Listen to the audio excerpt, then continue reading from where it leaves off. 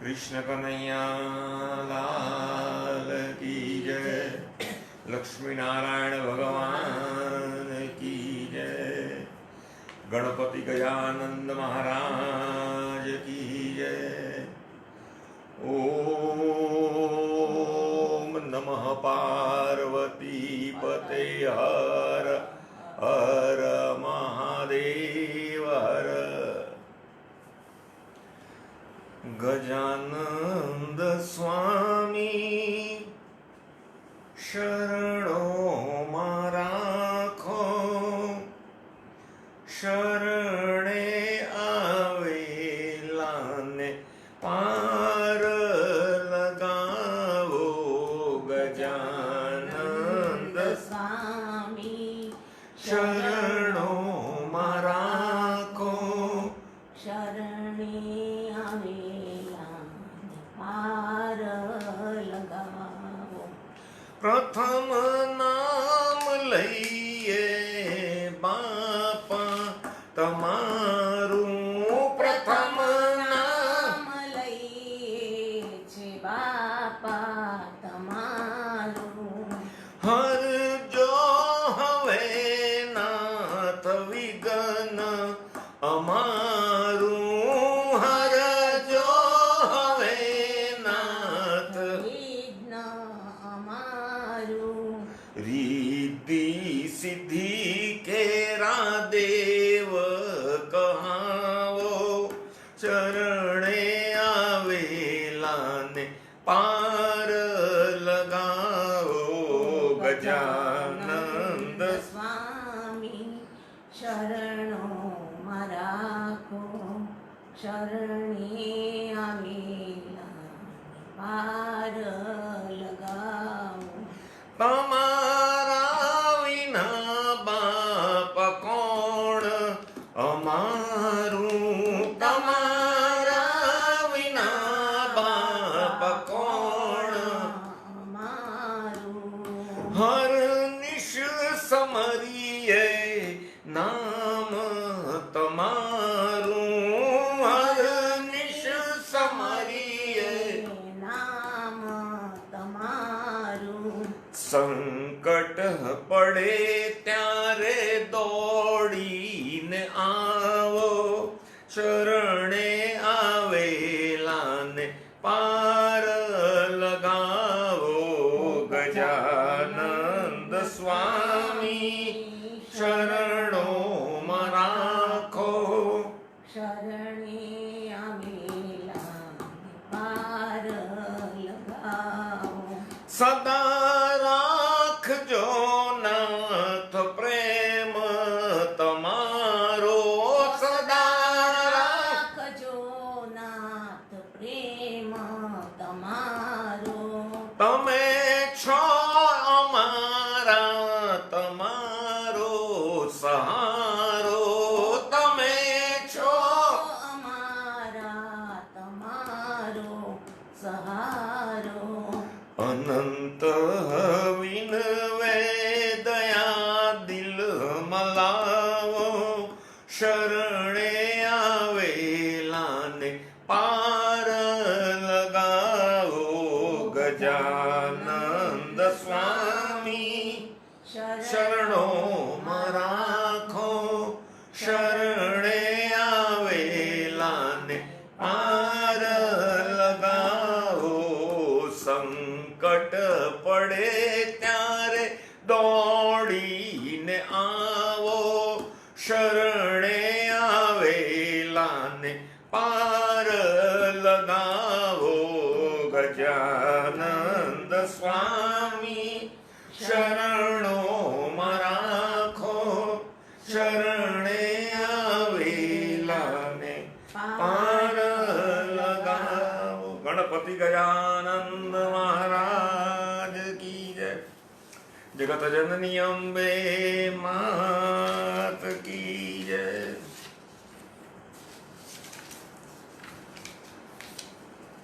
કાં બેઠી માત તું મૌન ધારી, શરણે આવ્યો બાળ તારો લે તું ઉગારી, માં બીરદારી. કાં બેઠી માત તું મૌન ધારી, શરણે આવ્યો બાળ તારો લે તું ઉગારી, માં લે તો સંભાળી. કંઈક અસુરોને તે સંહાર્યા, કંઈક અસુરોને તે સંહાર્યા. કે કંઈક ભક્તોના કાર્યો સુધાર્યા, કંઈક ભક્તોના કાર્યો સુધાર્યા. કે થઈ ભક્તની સંગાથ, થઈ ભક્તની સંગાથ, કે લઈ ત્રિશૂળને હાથ, લઈ ત્રિશૂળને દેતી ભક્તોના પાપોને તું જ બાળી, કે દેતી ભક્તોના પાપોને તું જ બાળી. કાં બેઠી માત તું મૌન ધારી, શરણે આવ્યો બાળ તારો લે તો તું સંભાળી. બાળી, માં બીરદારી. હે મળી નાવડીથી દૂર છે કિનારો, મળી નાવડીથી દૂર છે કિનારો. કે મને તારો છે એક સહારો, મને તારો છે એક સહારો. કે ડૂબી રહ્યો મજધાર, ડૂબી રહ્યો મજધાર, કે અંબે આવી ઉગાર, અંબે આવી કે કરી સિંહ ઉપરમાં તું જ સવારી, કરી સિંહ ઉપરમાં તું જ સવારી. અને કાં બેઠી માત તું મૌન ધારી, શરણે આવ્યો બાળ તારો લે તું ઉગારી, કે માં બીર. ગલારી. હે મારા અંતરમાં એકમાં આશા, મારા અંતરમાં એકમાં આશા. કે તારા દર્શન કરવાની અભિલાષા, તારા દર્શન કરવાની અભિલાષા.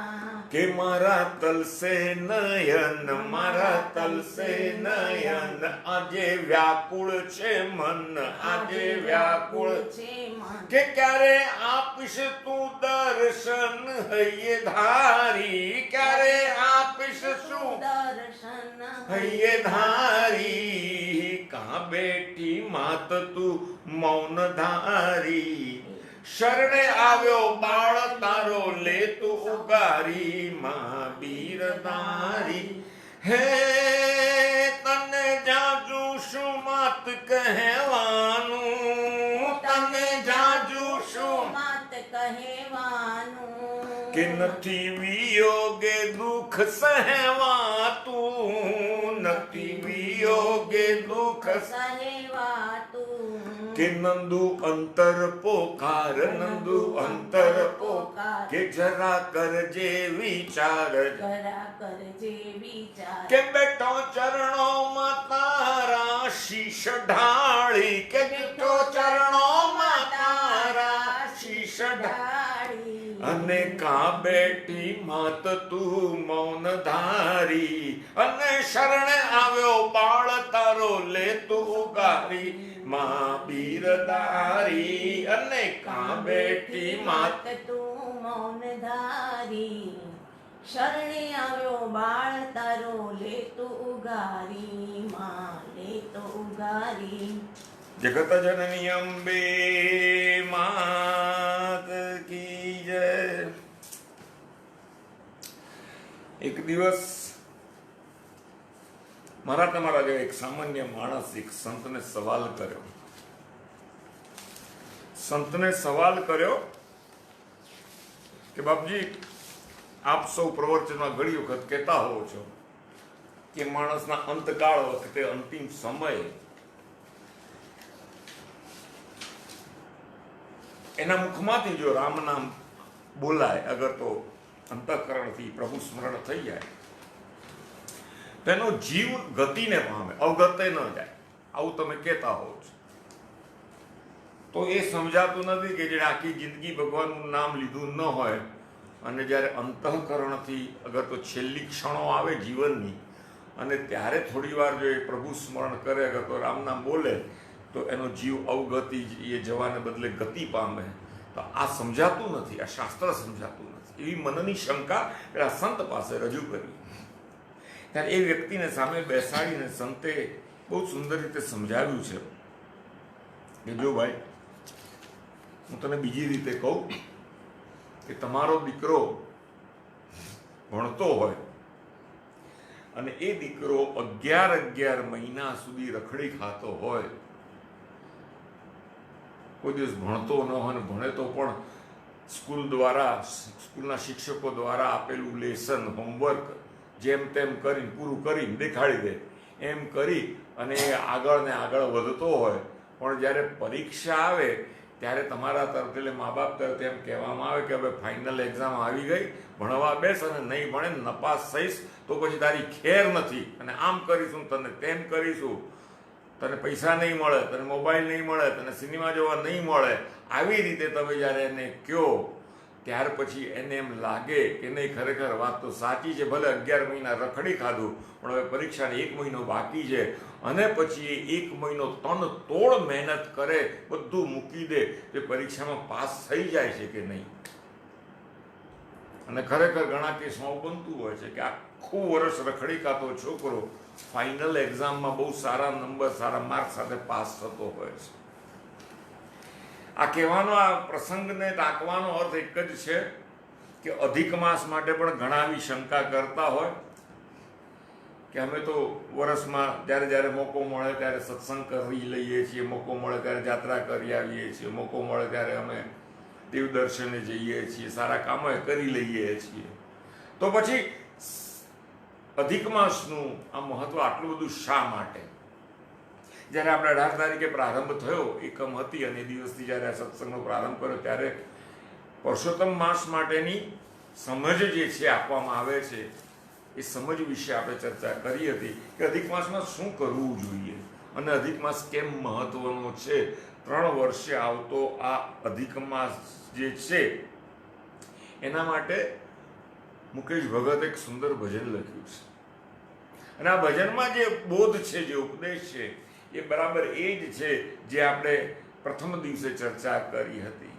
ભજન એક વખત જોઈ લઈએ કે પુરુષોત્તમ પ્રસન્ન કરો, ભક્તિનું ભાથું ભરો, પુરુષોત્તમ પ્રસન્ન કરો, ભક્તિનું ભાથું ભરો, અને શ્રીજીને રાજી કરો, ભક્તિનું ભાથું ભરો, શ્રીજીને રાજી કરો, ભક્તિનું ભાથું ભરો, ગંગા યમુનામાં નાવો, શ્રીજીનું સ્થાપન કરાવો, અને ગંગા યમુનામાં નાવો, શ્રીજીનું સ્થાપન કરાવો, અને દીવો અખંડ પધરાવો, ત્રિકમને તુલસી ચઢાવો, અને દીવો અખંડ પધરાવો,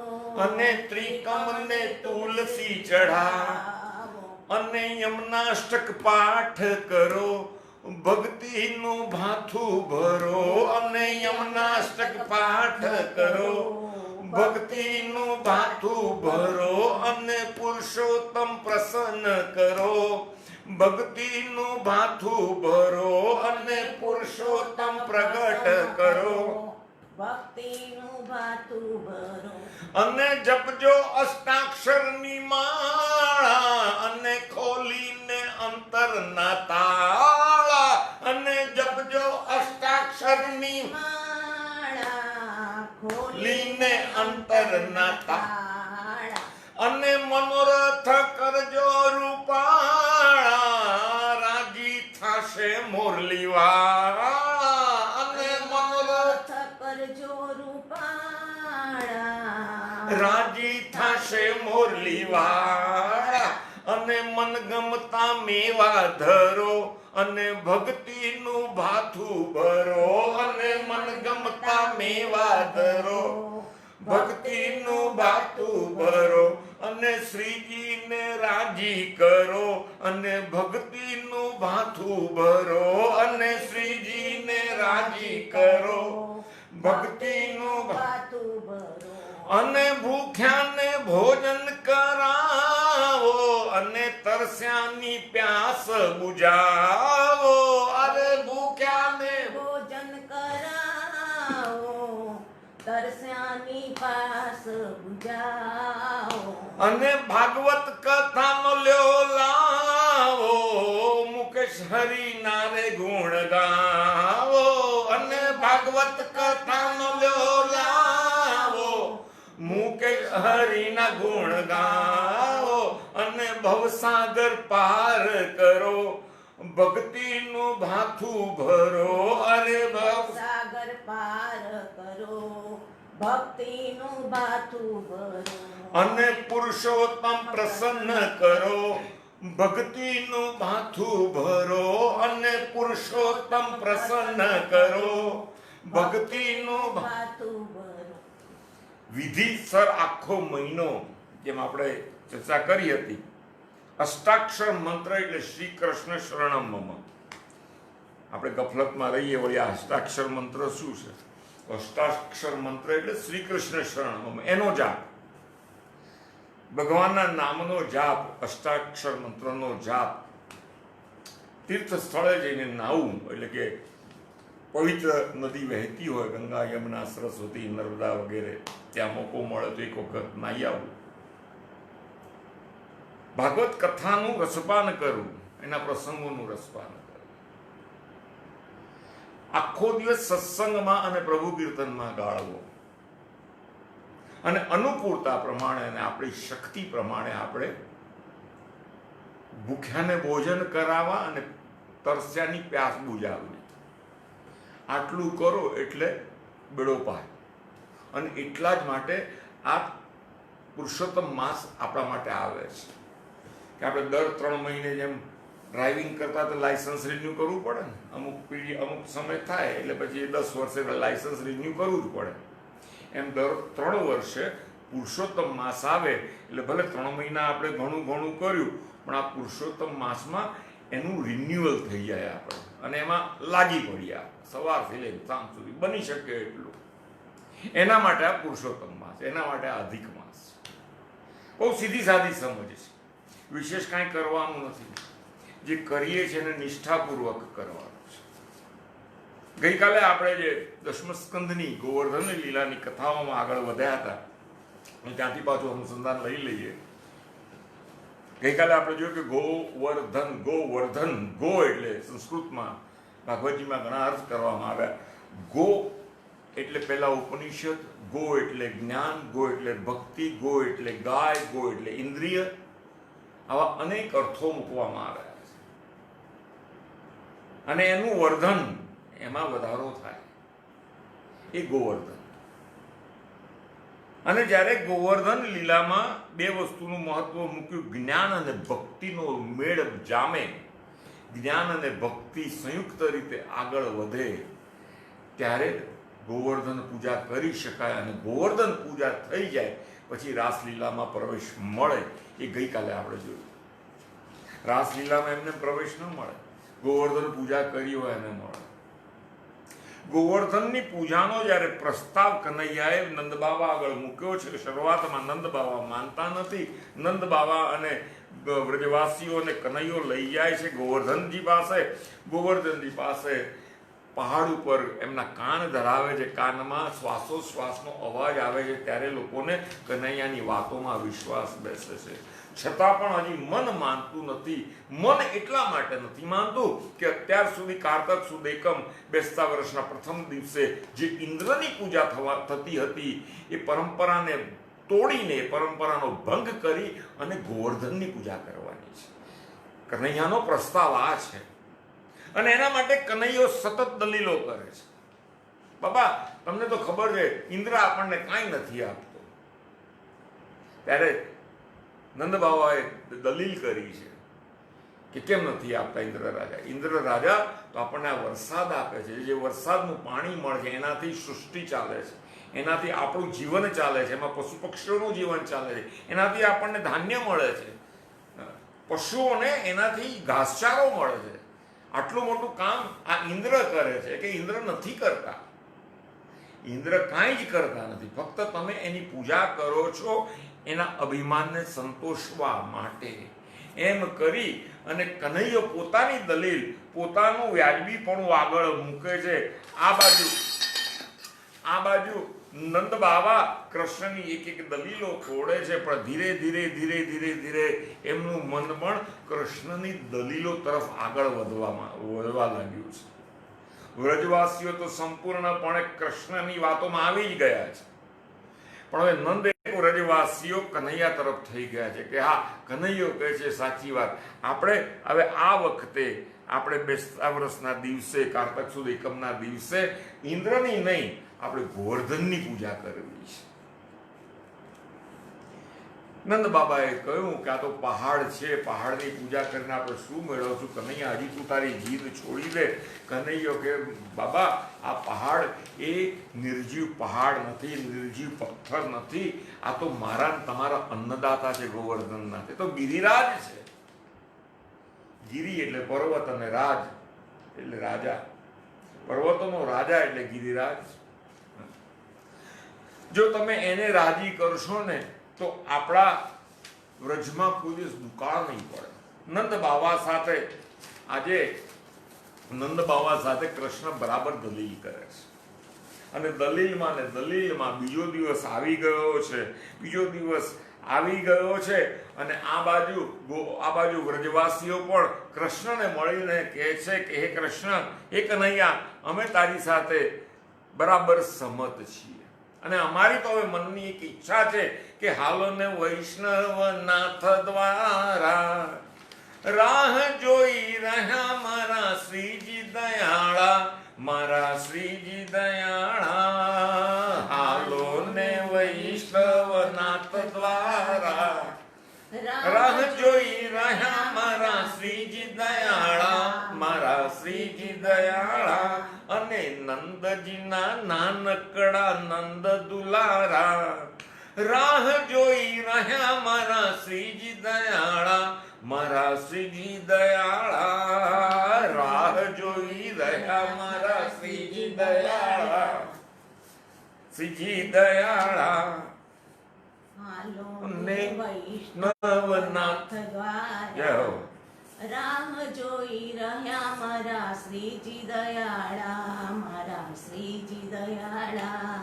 હે તો જતી પુરાના છે વાસી, તો જતી પુરાના છે વાસી. કે વાલે મેવાડને કીધું છે કાશી, વાલે મેવાડને કીધું છે કાશી, વાલે મેવાડને કીધું છે કાશી, વાલે મેવાડને કીધું છે કાશી.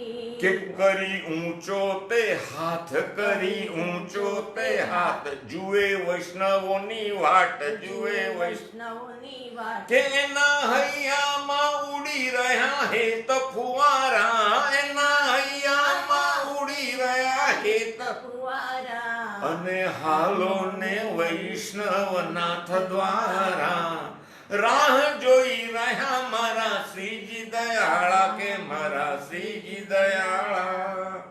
હે એની નજરો છે અમૃત ભરેલી, એની નજરો છે અમૃત ભરેલી. કે એના દરબારે આનંદની હેલી, એના દરબારે આનંદની હેલી. કે સજી સોળે શણગાર, સજી સોળે શણગાર, એવો વરસાવે પ્યાર, એવો વરસાવે પ્યાર. કે એને નિરખીને ધન્ય બને નૈન અમારા, એને નિરખીને નૈન બને નયન અમારા. અને હાલો ને વૈષ્ણવનાથ દ્વારા રાહ જોઈ રહ્યા મારા શ્રીજી દયાળા, મારા શ્રીજી દયાળા. હે ધરો માખણ મિશ્રી ને મીઠા મેવા, ધરો માખણ મિસરીને મીઠા મેવા. કે મુકેશ માગી લો ચરણોની સેવા, મુકેશ માગી લો ચરણોની સેવા. કે બની વલ્લભના દાસ, બની વલ્લભના દાસ, રાખો પાકો રે વિશ્વાસ, રાખો પાકો.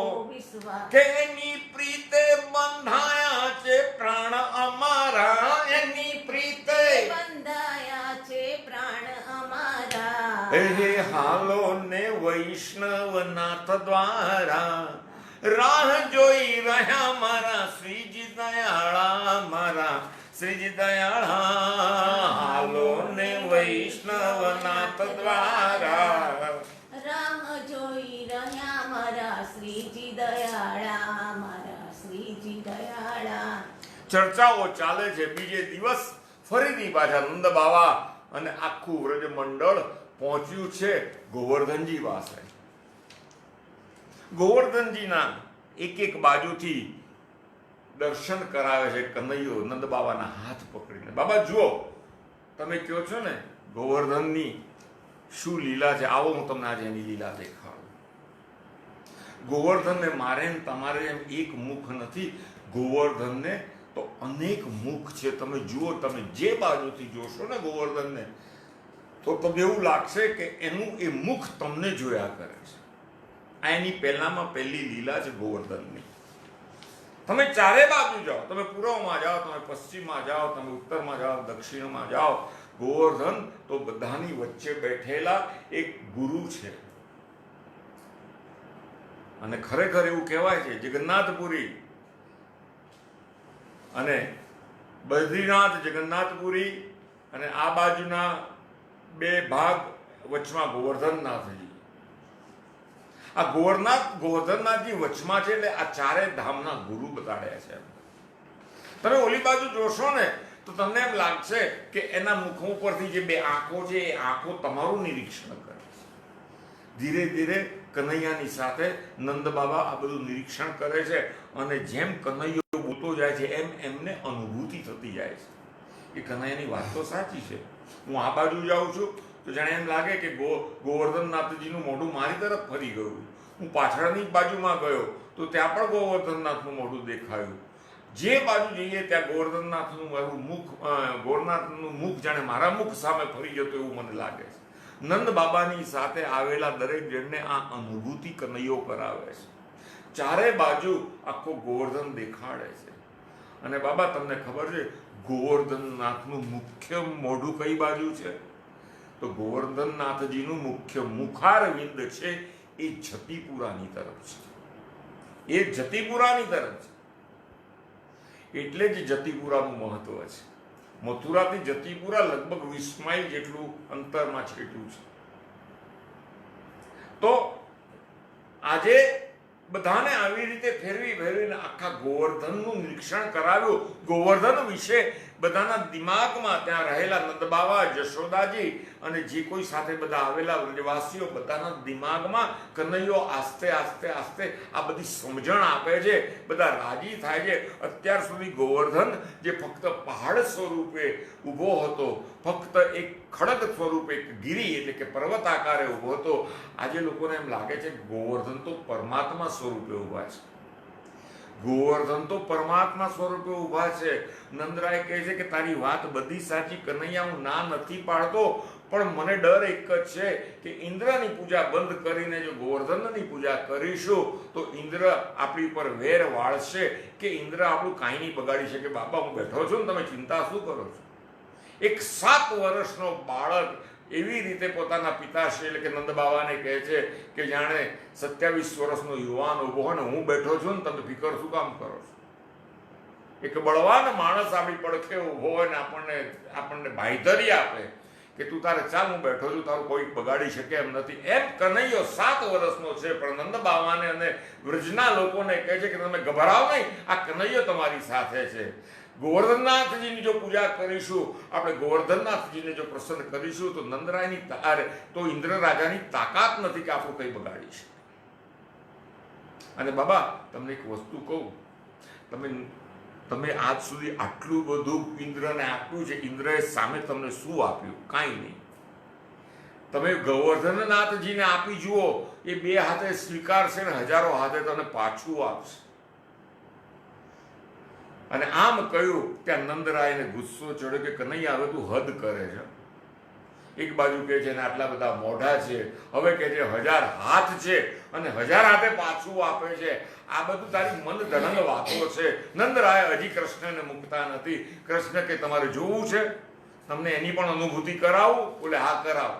ઉભા રહો, આંખ બંધ કરીને અહીંયા ઉભા. કૃષ્ણએ તરત બીજું સ્વરૂપ ધારણ કર્યું છે. પોતાના એક સ્વરૂપને નંદબાવાની આંગળી પકડાવીને ઊભું રાખ્યું છે. અને જે બીજું મૂળ સ્વરૂપ કૃષ્ણનું હતું, જે સ્વયં પરમાત્માનું સ્વરૂપ હતું, એ સ્વરૂપ ગોવર્ધનનાથજીના અંદર દાખલ થાય છે. એક સરસ મજાની ગુફા જેવો રસ્તો છે. એ કૃષ્ણ અદૃશ્ય સ્વરૂપે ત્યાં જાય છે. અને અદૃશ્ય સ્વરૂપે ત્યાં ગયા પછી એને પોતાની લીલા પ્રસરાવી છે. કનૈયાએ સ્વરૂપ ધારણ કર્યું છે.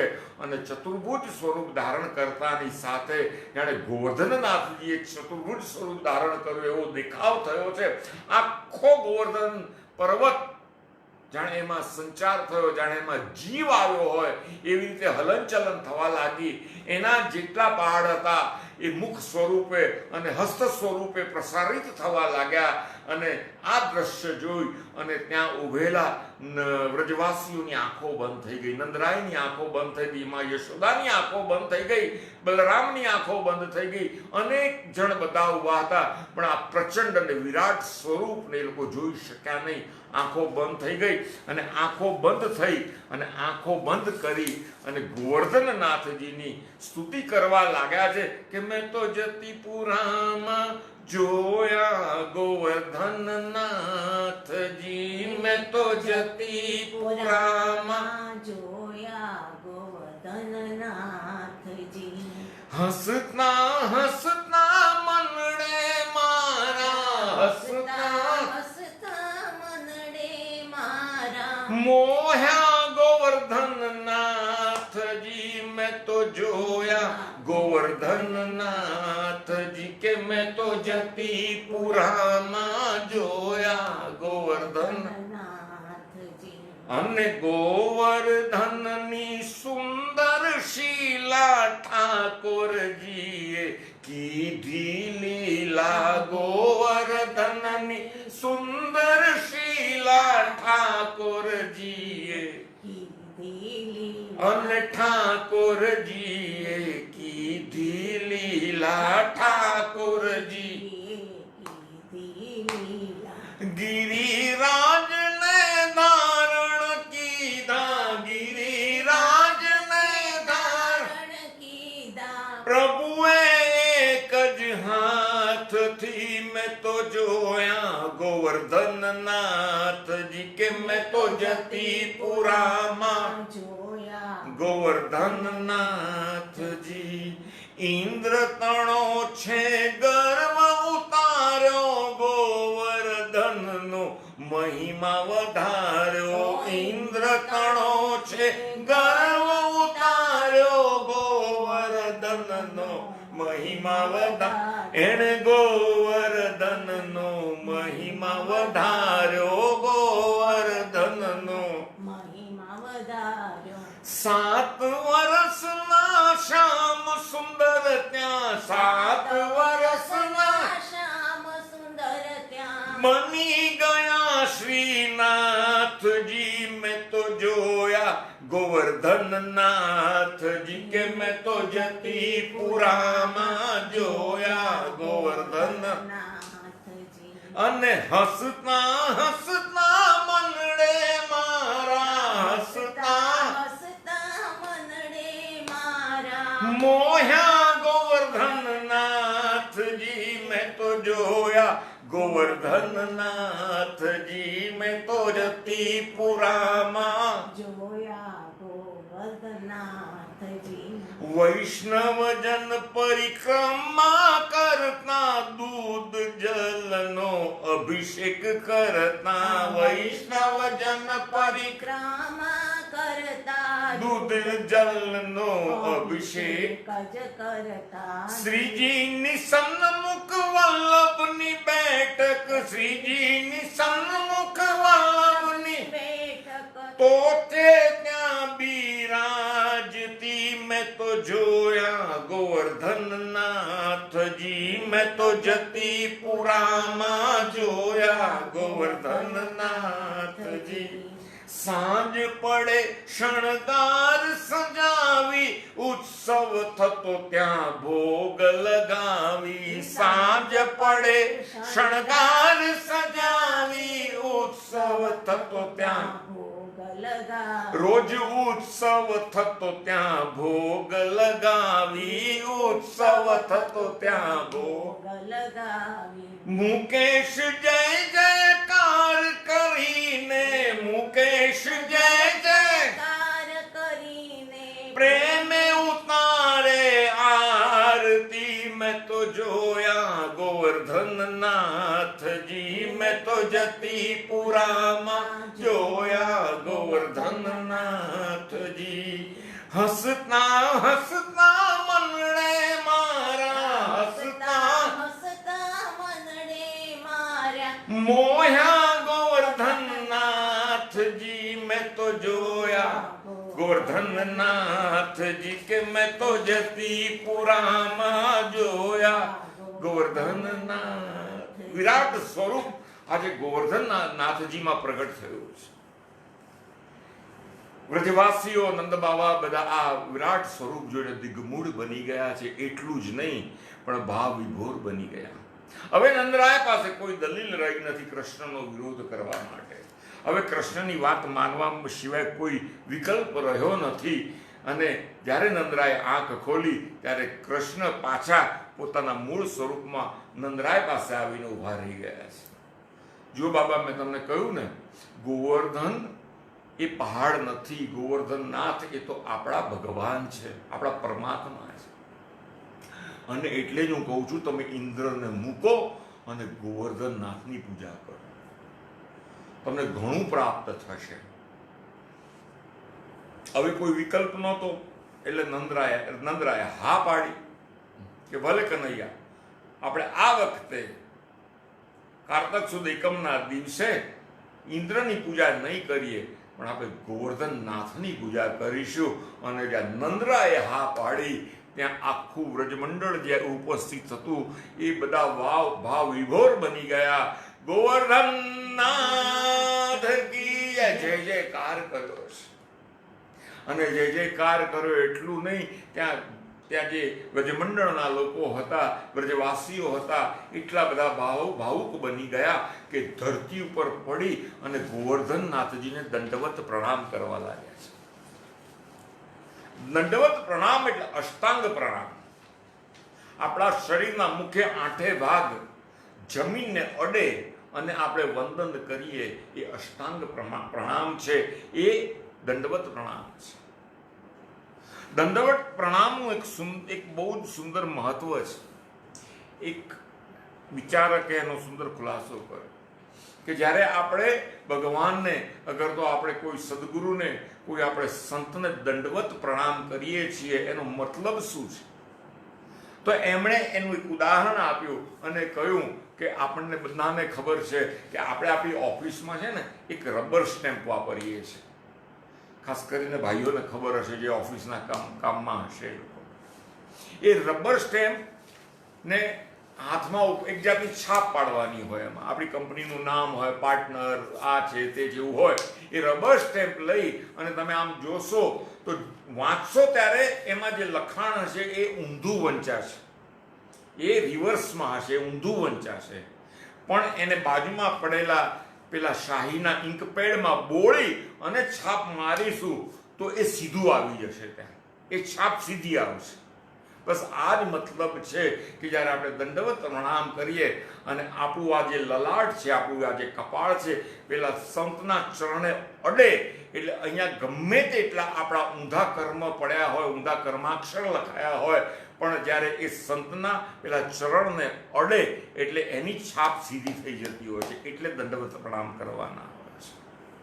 આ દંડવત પ્રણામનો અર્થ છે. અષ્ટાંગ પ્રણામ આજે ગોવર્ધન નાથજીને વ્રજવાસીઓએ બહુ પ્રેમથી એમણે પ્રણામ કર્યા છે, જય જયકાર કર્યો છે. નક્કી કરવામાં આવ્યું છે કે હવે આપણે ઇન્દ્રની પૂજા નથી કરવી, પણ આપણે ગોવર્ધનનાથની પૂજા કરીશું. અને ગોવર્ધનનાથની પૂજાની તૈયારી માટે એ જ દિવસે રાત્રે પોતાના ગામમાં પહોંચી અને બધાની એક મિટિંગ બોલાવી, એક સભા ભરી છે કનૈયાએ. નંદરાયને બેસાડ્યા છે. વચમાં શું શું તૈયારી કરવાની છે એ તૈયારી સ્વરૂપે આજે એ તૈયારી સ્વરૂપે લાલો બધાને કહે છે કે સૌથી પહેલા કે મારે તો મારા નાથને, ગોવર્ધન નાથને મારે જમાડવા છે. હું જમાડીશ એમને. બધાએ પૂછ્યું તારા નાથ જમશે? કે તારા નહીં, હવે તો આપણા બધાના નાથ છે, મારા નથી. આજથી ગોવર્ધન નાથ એ બધાના નાથ થઈ ગયા. કે જમશે? કે હા જમશે. કેમ નહીં જમે? પણ જમાડવાની મારી તમારી તૈયારી સારી રીતે થવી જોઈએ. અને એ દિવસે આપણે જે જમાડશું ને એ જમવાનું નામ એટલે કે એ ભગવાનને નૈવેદ્ય ધરાવશું, એ નૈવેદ્યનું નામ આપીશું અન્નકૂટ. આપણે એ દિવસે અન્નકૂટ કરીશું. આજે દરેક હવેલી, દરેક વૈષ્ણવ મંદિરો, દરેક મંદિરોમાં બેસતા વર્ષના દિવસે અન્નકૂટ દર્શન હોય છે, આપણે કરવા જઈએ છીએ. એની પ્રથા કનૈયાએ ચાલુ કરી હતી ગોવર્ધનનાથજીની પૂજામાં. ગોવર્ધનનાથની પૂજામાં એમણે આ શરૂઆત કરેલી. એટલું જ નહીં, અને બધાને કીધું કે હું એકલો નહીં પણ આખું વ્રજમંડળ પોતાના ઘરેથી સારામાં સારી સામગ્રી લાવી અને ધરાવવાનું છે. સારામાં સારી સામગ્રી આપણે ભગવાનને ધરાવવાની છે. અને જ્યારે બધા વ્રજવાસીઓને કનૈયાએ કીધું કે તમે તમારા ઘરેથી મનગમતી વાનગીઓ બનાવીને લઈ આવજો, બધા બહુ જ ભાવ વિભોર બની ગયા. કેવા? ગોવર્ધનનાથજીને મારા ઘરનું નૈવેદ્ય મળશે, હું ધરાવીશ. અને ભગવાનને જેટલું સારું ધરાવીએ ભગવાન અનેક ગણું કરીને પાછું આપે. આ નિયમ છે. આપણે આપણો અન્ન ભંડાર ભરપૂર રાખવો હોય તો આપણા ઈષ્ટદેવને સારામાં સામગ્રી ધરાવવાની ટેવ રાખવી. વાર તહેવારે જ્યારે આપણે ત્યાં કોઈ સારો શુભ પ્રસંગ હોય ત્યારે આપણે આપણા ઈષ્ટદેવની સામે સારામાં સારી સામગ્રી, સારામાં સારું નૈવેદ્ય ધરાવીએ. આ એક ભાવ રાખવો છે. કારણ કે ભગવાનને જમાડ્યા વગર તો ખવાય જ નહીં. આ એક નિયમ ભાગવતજીમાં અનેક વખત આવે કે ભગવાનને જમાડવાના જ અને પછી જ આપણે ખાવાનું. અગાઉના પ્રવચનો કે જે ભગવાનને જમાડીને ખાય ને એ અન્ન એ ખરેખર ખાવાલાયક અન્ન બને છે. કારણ કે ભગવાનની નજર પડી જાય. આજે ગોવર્ધનનાથજીને અન્નકૂટ કરવાનો છે. અને આપણા ઈષ્ટદેવ જો રાજી થાય, આપણા ઈષ્ટદેવ પ્રસન્ન થશે, આપણા પરમાત્મા પ્રસન્ન થશે તો એ આપણી સંભાળ રાખશે. અને ઈશ્વર સિવાય કોઈ સંભાળ રાખી શકે એમ છે નહીં. ભજનમાં લખ્યું છે મુકેશભાઈએ, ભક્તોના રખવાળા કરે છે મારો શામ, માનો કે ન માનો મારો કાનો કદરદાન. ભક્તોના રખવાળા કરે છે મારો કામ, માનો કે ના માનો મારો કાનો કદર. હો ડગલે પગલે રાખે ભક્તોનું એ તો ધ્યાન, માનો કે ના માનો મારો કાનો કદરદાન. ડગલે પગલે રાખે ભક્તોનું એ તો ધ્યાન, માનો કે ના માનો મારો કાનો કદરદાન. ભક્ત પ્રહલાદ ને છે અગ્નિથી ઉગારો, વિભીષણ ને રાજ આપીને રાવણ સંભાર્યો. ભક્ત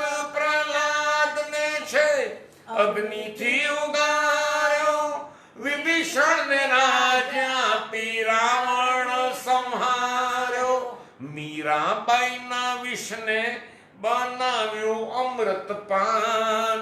માનો કે ન માનો મરકાનો કદરદાન, ભક્તોના રખવાળા કરે છે મારું શ્યામ. માનો કે ના માનો મારું કાનો કદરદાન. ભરી રે સભામાં બેની દ્રૌપદી પોકારે, દ્વારિકાથી વાયુ વેગે આવ્યા એની વહારે. ભરી રે સભામાં બેની દ્રૌપદી પોકારે, દ્વારિકાથી વાયુ વેગે આવ્યા એની વારે. અને પાંચાળીના પટકુળ પૂરે છે ભગવાન. માનો કે ન માનો મરકાનો કદરદાન, ભક્તોના રખવાળા કરે છે મારું શ્યામ. માનો કે ના માનો મારું કાનો કદરદાન. હો, ડગલે પગલે રાખે ભક્તોનું એ તો ધ્યાન. માનો કે ન માનો મરકાનો કદરદાન, ડગલે પગલે રાખે ભક્તોનું એ તો ધ્યાન. માનો કે ના માનો મારું કાનો કદરદાન. નરસિંહ મહેતાની વાલે હુંડી સ્વીકારી, મામેરું પૂરવા મુકેશ આવ્યા છે મોરારી. નરસિંહ મહેતાની વાલે હુંડી સ્વીકારી, મામેરું પૂરવા મુકેશ આવ્યા છે મોરારી. અર્જુન સુધી પહોંચ્યા ના ભીષ્મ પિતાના બાણ. માનો કે ના માનો મારો કાનો કદરદાન, ભક્તોના રખવાળા કરે છે મારો શ્યામ. માનો કે ના માનો મારો કાનો કદરદાન, માનો કે ના માનો મારો કાનો કદરદાન. ભગવાન અનેક ગણું કરીને પાછું આપે છે. આપણે એને આપીએ ત્યારે ખિસ્સામાં બે હાથ નાખીએ. બંને ખિસ્સામાં પૈસા રાખ્યા હોય, માની લ્યો કે બે હાથે આપણે નાખી અને બે નોટ કાઢી અને મોટા મોટી નોટ આવી, માની લ્યો 1000 કે 2000 વાળી મોટા મોટી નોટ હોય આવી, આપણે બે હાથે બે નોટ આપીએ, પણ એ એના ખિસ્સામાં હાથ નાખે તો 1000 હાથવાળો છે તો 1000 નોટો આપે આપણને. આ સીધો હિસાબ. પણ આપતી વખતે આપણું મન કોચવાય નહીં તો. ચાર અમુક ઠેકાણે છે ને પરાણે નથી ચાલતું. પરાણે પ્રાર્થના ન હોય, પરાણે પ્રેમ ન હોય, પરાણે પુરુષ આપણે પુણ્ય કાર્ય ન હોય, આમાં પરાણે પણ ન ચાલે. એ અંદરથી ઉદ્ભવવું જોઈએ. અંદરથી આપણને એમ થવું જોઈએ કે આ કરવું જ પડશે, કર્યા વગર છૂટકો નથી. એ અંદરથી થવું જોઈએ. આજે ગોવર્ધનનાથજીને આપણે અન્નકૂટ કરવાનો છે અને આ અન્નકૂટ શબ્દ કનૈયાએ આપેલો શબ્દ છે. લોકોને કહી દીધું કે તમારે ત્યાં તમારા ઘરે જે કંઈ સારામાં સારું નૈવેદ્ય હોય, પવિત્રતાથી નૈવેદ્ય બનાવવાનું છે અને પૂજન કાર્ય હું સંભાળી લઈશ. એમણે કહ્યું કે પૂજન કાર્ય હું સંભાળી લઈશ. એટલે નંદરાય વિચાર કરવા લાગ્યા કે આ પૂજન કાર્ય કરાવશે કેવી રીતે? હજી તો 7 વર્ષનો છે. હજી તો આ 7 વર્ષનો છે. એને કહ્યું કે કાના, તને પૂજન કાર્ય ક્યાં આવડે છે? અરે બાબા, મને બધું આવડે. તું ક્યારે શીખ્યો ભાઈ? તું કોઈ દિવસ પાઠશાળામાં તો ગયો નથી. અરે બાબા, મને બધું આવડે, તમે ચિંતા કરો નહીં, હું બધું ભણ્યો છું. ખાલી આપણે આપણા નગરના જે બ્રાહ્મણ ભૂદેવો છે, આપણા સાંડલ્ય મુનિ છે, આ બધાને આપણે બરાબર ગોવર્ધનનાથની તળેટીમાં ગોવર્ધનનાથજીની છત્રછાયામાં બધાને ભેગા કરવાના છે અને બધા ત્યાં આવી જાય પછી આપણે પૂજન કાર્ય ચાલુ કરીશું, પૂજન કાર્ય શરૂ કરીશું. એ દિવસે આખું વ્રજમંડળ ત્યાં ભેગું થયું છે. બધાએ નક્કી કર્યું કે પૂજન કાર્ય તો કનૈયાના હાથે જ થવું જોઈએ. પૂજન કાર્ય કનૈયાના હાથે થવું જોઈએ. કનૈયો કે તમે નંદરાયના હાથે કરાવો, પણ નંદરાય પોતે બોલ્યા છે કે નહીં, આનો ખરો યશ તો આપણા કનૈયાને જાય છે. એણે જ કહ્યું છે કે આપણે ગોવર્ધનનાથજી એ આપણા નાથ છે અને એની પૂજા કરવાની છે. એટલે કનૈયો એકલો નથી કરતો, પણ કનૈયો પોતાના ગોપ મંડળને સાથે રાખે છે. બધા ગોપ મંડળને પોતાના જે ખાસ જે સભ્યો હતા બધાને સાથે લીધા વર્તુળમાં અને બધાને પૂજા કરવા માટે બેસાડી દીધા. કનૈયાએ ભૂદેવોને કહ્યું કે સૌથી પહેલા ગણપતિ આવાહન કરવાનું છે, ગણપતિજીથી આપણે શરૂઆત કરવાની છે. બ્રાહ્મણોએ બધાને બેસાડ્યા છે. જતીપુરા તરફ મુખ રાખી, અને ગોવર્ધનનાથજીનું મુખ પણ જતીપુરા તરફ છે. એ ત્યાં પૂજન કાર્ય ચાલુ થયું છે. બધા બ્રાહ્મણો પોતાના મુખમાંથી વેદ મંત્રોના ઉચ્ચાર કરવા લાગ્યા. ઓમ ગણાનાન્ત્વા ગણપતિગમ હવામહે નિધિનાન્ત્વા નિધિપતિગમ હવામહે વસો મમ. એક પછી એક મંત્રો બોલાવા લાગ્યા. ગણપતિજીનું આવાહન થવા લાગ્યું, ગણેશ પૂજન થવા લાગ્યું છે. આશ્ચર્યથી કનૈયાને કીધું, કનૈયા તમે ગોવર્ધનનાથજીને ચંદનનો ચાંદલો કરો. કનૈયો કે ચંદનનો ચાંદલો ન થાય. કેમ કે અત્યારે ઠંડીની શરૂઆત થઈ ગઈ છે અને ચંદન ઠંડુ હોય, મારા નાથને ઠંડક લાગે. કનૈયો જો કેટલું સંભાળ રાખે છે ગોવર્ધનનાથજી. તો પછી કંકુ ન કરો કે ના, કંકુ આંખમાં જ તેની આંખમાં બળતરા થાય. આપણે નાના બાળકને કેમ બધું ફોસલાવીએ, એમ કનૈયો બધાને કહે છે. નંદરાયને કૂકો તો ચીડ પણ ચડે છે કે આ કેમ વેવલા વેળા કરે છે કનૈયો આવે. પણ કનૈયા માટે ગોવર્ધન એ નાથ છે, પોતાનો પ્રાણ છે. કનૈયો એટલી સંભાળ રાખે છે.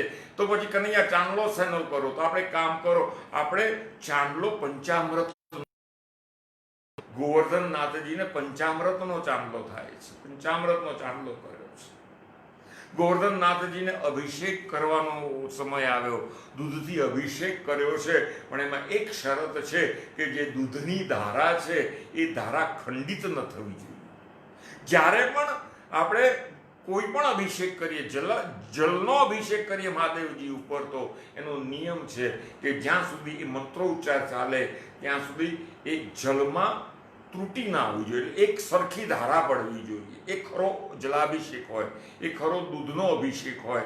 આજે દૂધનો અભિષેક કર્યો છે. પછી સ્નાન કરાવવા માટે જ્યારે સ્નાન કરાવવાનો સમય આવ્યો ત્યારે કનૈયાએ કીધું કે સ્નાન કરાવવું છે, પણ મારે તો યમુના નદીના પાણીથી સ્નાન કરાવું, એ જલથી સ્નાન કરાવવું છે. ગોવાળોને કહ્યું કે જાઓ તમે પાણી લઈ આવો. હવે ગોવર્ધનનાથજીથી યમુના અહીંયા બહુ લાંબે છે. એક જ વખતમાં તો હાંફી ગયા અને કનૈયાને કીધું કે કનૈયા હવે અમારું કામ નથી, હવે અમે બીજી વખત નહીં જઈ શકીએ, અમે તો જો થાકી ગયા છીએ. આ એક પાત્ર ઉચકીને અમે એમાં થાકી ગયા. કનૈયાએ આંખ બંધ કરીને ગોવર્ધનનાથજીને પ્રાર્થના કરી કે હે ગોવર્ધનનાથ, તમે તો નાથોના નાથ છો અને અભિષેકની મારી અભિલાષા પરિપૂર્ણ કરવી છે, માટે તમે ગમે તેમ કરીને જલનો પ્રબંધ મને કરી આપો. એમ જ આ પ્રાર્થના કરી છે. ત્યાં તો એની મેળે ગોવર્ધનનાથજીની તળેટીમાંથી પાણી પ્રગટ થયું છે. ગંગા અને યમુનાનું મિશ્ર પાણી ભેગું થયું અને આજે પણ એને માનસી ગંગા કહેવાય છે. એનું નામ આપ્યું માનસી ગંગા. અને એનાથી ગોવર્ધનનાથજીનું પૂજન ચાલુ કરવામાં અને પૂજન વગેરે વિધિ પરિપૂર્ણ થઈ અને આ બાજુ બધાને થયું કે ચલો હવે ભગવાનને નૈવેદ્ય જમાડવાનો સમય થઈ ગયો છે, માટે તમે તમારી જે સામગ્રી લઈ આવ્યા છો ને એ સામગ્રી જલ્દી લઈ આવો. વ્રજવાસીઓ પોતાના ઘરે બનાવેલી બધી સામગ્રી ગાડાઓમાં ભરીને લઈ આવ્યા. દરેક જણનું પોતપોતાનું એક ગાડું હતું. ગાડામાં વિધવિધ જાતની સામગ્રી હતી, વિધવિધ જાતના નૈવેદ્ય હતા અને અતિશય પવિત્ર ભાવથી એ નૈવેદ્ય બનાવ્યા હતા. આજે ગોવર્ધનનાથજીને એ બધું નૈવેદ્ય ધરાવ્યું છે. દરેક વ્રજવાસી આજે એટલા બધા પ્રસન્ન છે કે આજે ગોવર્ધનનાથજી પોતાનું નૈવેદ્ય આરોગશે. એનો ઉત્સાહ, એનો આનંદ વ્રજવાસીઓને સમાતો નથી. આનંદ થઈ ગયો છે. કનૈયાએ બધાને ખૂબ આનંદ કરાવ્યો છે. અને એટલું જ નહીં, આજે ગોવર્ધનનાથજીને એણે પૂજ્ય બનાવી દીધા. જે આજ સુધી એને પહાડ સ્વરૂપે, અગર તો ગિરી સ્વરૂપે, ગિરિરાજ સ્વરૂપે લોકો માનતા હતા, હવે ગોવર્ધનનાથજી લોકોના નાથ થઈ ગયા. એનો યશ જાય કનૈયાને. કનૈયાએ ગોવર્ધનનાથજીને ભગવાનનું સ્વરૂપ આપી દીધું છે. આજે લોકો આનંદ કરે છે. આજે નક્કી કર્યું કે આજે આપણે કોઈએ વ્રજમાં આપણા ઘરે જ જવું નથી. આજે આપણે આખી રાત ગોવર્ધનનાથજીની તળેટીમાં જ વિતાવવાની છે. બાબા, જો તમારી રજા હોય ને તો અમે લોકો હવે આજે રાતે ઘરે નહીં આવીએ, પણ અમે અહીંયા ગોવર્ધનનાથજીની તળેટીમાં જ બેસવાના, અહીંયા જ કીર્તન કરીશું. અમારા મનમાંથી આ ભાવ જતો નથી, અમારા મનમાંથી આ પૂજનનું કાર્ય જે થયું છે એ જતું નથી, એમ કરી અને વિનંતી કરી કે અમને કાયમ માટે અંકિત થઈ ગયું છે. સત્સંગમાં જઈએ અને સત્સંગ કાયમ માટે અંકિત થઈ જાય ને આપણા હૃદયમાં, આપણા દિમાગમાં, તો એ આપણી સાચી હાજરી છે. ઘણી વખત આપણે જઈએ, સત્સંગમાં જઈએ, પણ પછી સત્સંગમાંથી ઘેર જઈએ એટલે પછી સત્સંગ બહુ યાદ નથી રહેતો આપણને. પણ એમ કહેવાય છે કે સત્સંગમાં જાઓ એટલે સત્સંગ અંકિત થઈ જવો જોઈએ. આપણે ગમે તેટલી માથાકૂટ કરીએ પણ માયા એવી જકડી લે છે ને, અને માયા જકડી લે એના માટે રામ ભક્તને કહેવું પડ્યું છે કે કોઈ બતલાવો અમને ઉપાય, સત્સંગ ટકતો નથી રે. કોઈ બતલાવો અમને ઉપાય, સત્સંગ ટકતો નથી.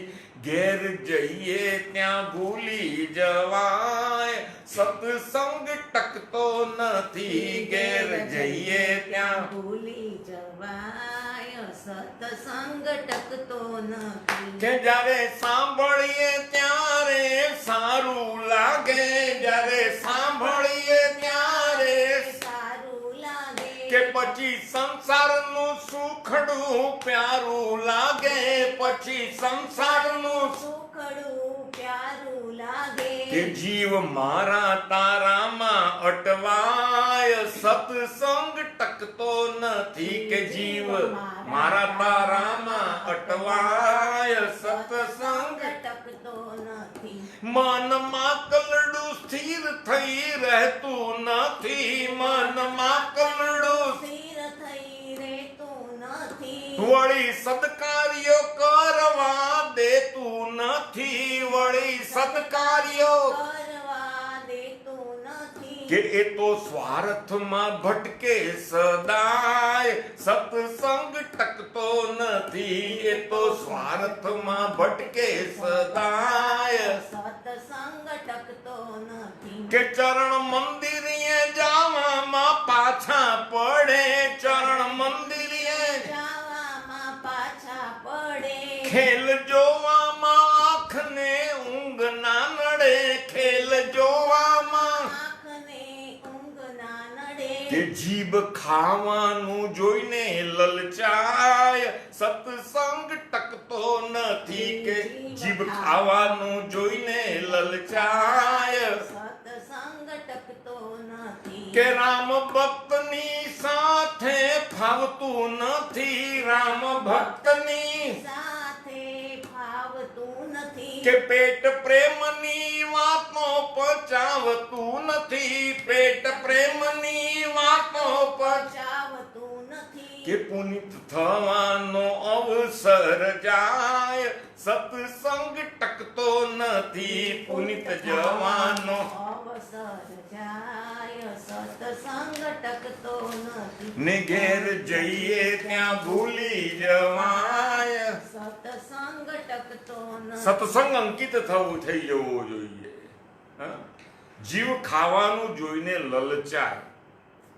ઘણાને ખાવાનો બહુ શોખ છે ભાઈ. હમણાં જો ને કોરોના ચાલે, લોકો તૂટી પડે છે. લોકોને ખાવાનું બહુ શોખ. એક ભાઈને પૂછ્યું કે તને કયો વાર ગમે? સોમવાર, મંગળવાર, બુધવાર, ગુરુવાર, શુક્રવાર, શનિવાર, રવિવાર, 7 દિવસનું અઠવાડિયામાં વાર કયો ગમે? ઘણા શનિવાર બહુ ગમે, કારણ કે રવિવાર રજા હોય. શનિવાર બહુ ગમે. ઇંગ્લિશમાં, વિદેશમાં એટલે પશ્ચિમી દેશોમાં સેટરડેને ગોલ્ડન નાઇટ કહેવામાં આવે અને સન્ડેને સિલ્વર ડે કહેવામાં આવે. Golden night, silver day, Saturday, Sunday. કારણ કે શનિવારે ખબર છે કે આવતીકાલે રજા છે, એટલે શનિવારે આખી રાત એ લોકો નાચે, કૂદે, જે કરે. એટલે ભાઈને પૂછ્યું તને કયો વાર ગમે? સોમવાર, મંગળવાર, બુધવાર, ગુરુવાર, શુક્રવાર, શનિવાર, રવિવાર, 7માંથી કયો વાર ગમે? એ કે મને તો 8મો વાર ગમે. કે 8મો વાર? 8મો કયો? કે 8મો એટલે જમણવાર. જમણવાર બહુ ગમે આ બધા વારમાં. અને ઘણા જમણવાર બહુ ગમતો હોય. બોલો, એના માટે એક નાની કથા, અમારે 2 મિનિટ વધારે થશે પણ કહી દઉં. અમારા રઘુવીરભાઈ હમણાં જ મને કહી હતી. શિયાળાના સમયમાં સવારના પહોરમાં ગામડામાં બધા બેસીને બહુ સુંદર દ્રશ્ય હોય, કુમળો તડકો હોય, લોકો કલાક બેઠા હોય, એમાં ખાસ કરીને નિવૃત્ત માણસો, એમાં 2-4 ભાભા એટલે કે ગરડા વડીલો કૂવાની પાળ ઉપર બેસીને ગપ્પા મારતા હતા. ત્યાં ગપ્પા મારતા મારતા એક ભાભાને જોરથી છીંક આવી. હાક છીંક કરીને છીંક ખાધી તો છીંક ખાતાની સાથે મોઢામાં દાંતનું ચોકઠું હતું, એ બહાર નીકળીને કૂવામાં પડ્યું. ચોકઠું કૂવામાં પડ્યું દાંતનું. હવે બાબા તો મૂંઝાયા કે આ ચોકઠું હવે મોટી કોઈ વસ્તુ તરત મળી આવે, કૂવાના તળિયે પડેલું ચોકઠું કોણ કાઢી દે, અને બહાર કાઢવું કેવી રીતે? ત્યાં 3-4 જુવાનિયાઓ બાઇક લઈને ક્યાંક જતા હશે અને આ લોકો ગળમથલ કરતા હતા. એટલે યુવાનિયાઓ તે કૂવા પાસે આવ્યા અને પેલા બાબાને પૂછ્યું કે કેમ કાકા, શું થયું, કઈ તકલીફ છે? અરે ભાઈ જો ને, આ ચોકઠું કૂવામાં પડી ગયું છે મારું, હવે કાઢવું કેવી રીતે? માંડ હમણાં કરાવ્યું તો મારા દીકરા હજારો રૂપિયા ખર્ચીને. એટલે પેલા યુવાને કીધું એમ, હમણાં કાઢી દઉં, બોલો, એક 10 મિનિટ આપો મને. એટલે કાકાએ કહ્યું કે તારા જેવો ભગવાન નહીં ભાઈ, ચોકઠું કાઢી દેતો હોય તો. બાઇક ઉપર પાછો ગામમાં ગયો, 10 મિનિટમાં પાછો આવ્યો. પાછો આવી અને પડીકું લઈને આવ્યો તો એ પડીકું કૂવાના થાળા ઉપર જઈને કૂવાની પાળી ઉપર ઊભો રહ્યો ને હાથમાં રહેલા પડીકાને ખોલ્યું તો પડીકાની અંદર ગાંઠિયા હતા. સરસ મજાના ગરમ હરિભાઈના ગાંઠિયા. એ ગાંઠિયાનું પડીકું કૂવા ઉપર એને ધર્યું અને જ્યાં ગાંઠિયાનું પડીકું ધર્યું એટલે પેલું કાકાનું ચોકઠું જે તળિયે બેઠું ને હળાપ કરીને ઉપર આવીને ગાંઠિયાને ચોંટી ગયું. કારણ કે એ ચોકઠાને ગાંઠિયા ખાવાની ટેવ હતી. બધાએ પૂછ્યું કે તને આ સૂજ્યું કેવી રીતે? કે મને સૂજ્યું કારણ કે આ કાકા છે ને રોજ સવારે 365 દિવસ અમારી બાજુમાં ગાયત્રી ગાંઠિયા વાળો છે ને ત્યાં આવીને રોજ ગાંઠિયા ખાય છે. એટલે મને ખબર છે કે ચોકઠું આમ જ મળે, બાકી મળે નહીં. એટલે ઘણાની આખી જિંદગી ખાવામાં જ ગઈ છે.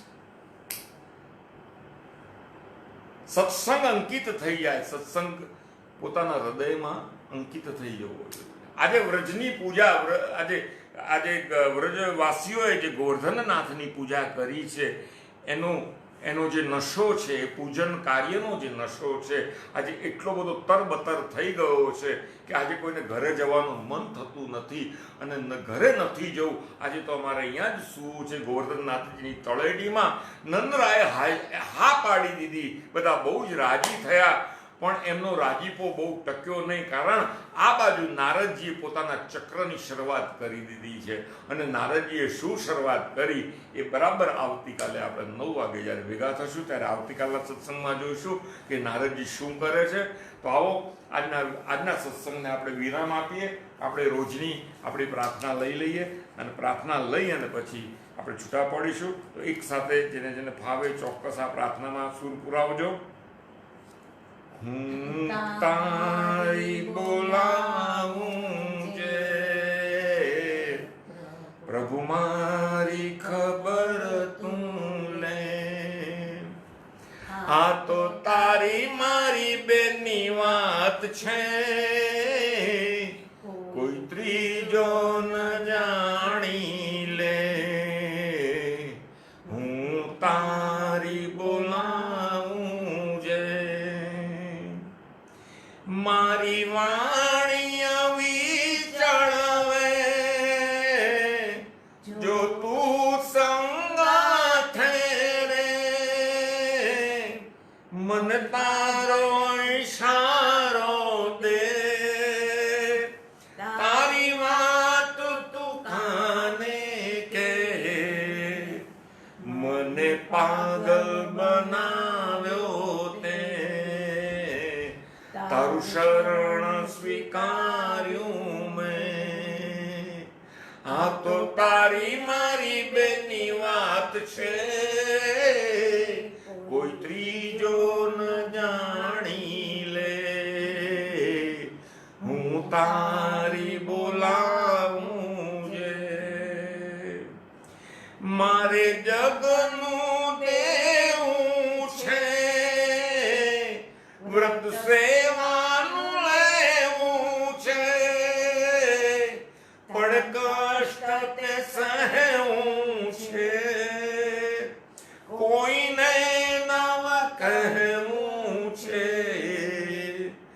તારી સાથે હું છે, મન ફાવે તેવું છે. હા તો તારી મારી બેનની વાત છે, કોઈ ત્રીજો ન જાણી લે. હું તારી બોલાવું છે, મન પુનીત થવા દે, તારા ગુણ ગાવા દે, મને વાલાવા દે, જેમાં સત્ય કમાવા દે, જ્યાં કાવા દાવા છે. રામ ભક્ત ન જાવા દે. આ તો તારી મારી બેનની વાત છે, કોઈ ત્રીજો ન જાણી લે. હરિ ઓમ હરિ ઓમ હરિ ઓમ, હરિ ઓમ હરિ ઓમ હરિ ઓમ, હરિ ઓમ હરિ ઓમ હરિ ઓમ, હરિ ઓમ હરિ ઓમ હરિ ઓમ. આપ સૌને જય શ્રી કૃષ્ણ. સ્વસ્થ રહો, સુરક્ષિત રહો અને પરિવારની ખૂબ ખૂબ કાળજી રાખી અને શક્ય હોય એટલું વધારે ઘરમાં રહો. આવતીકાલે ફરીથી પાછા 9 વાગે સત્સંગમાં જોડાવા માટે ખાસ આમંત્રણ.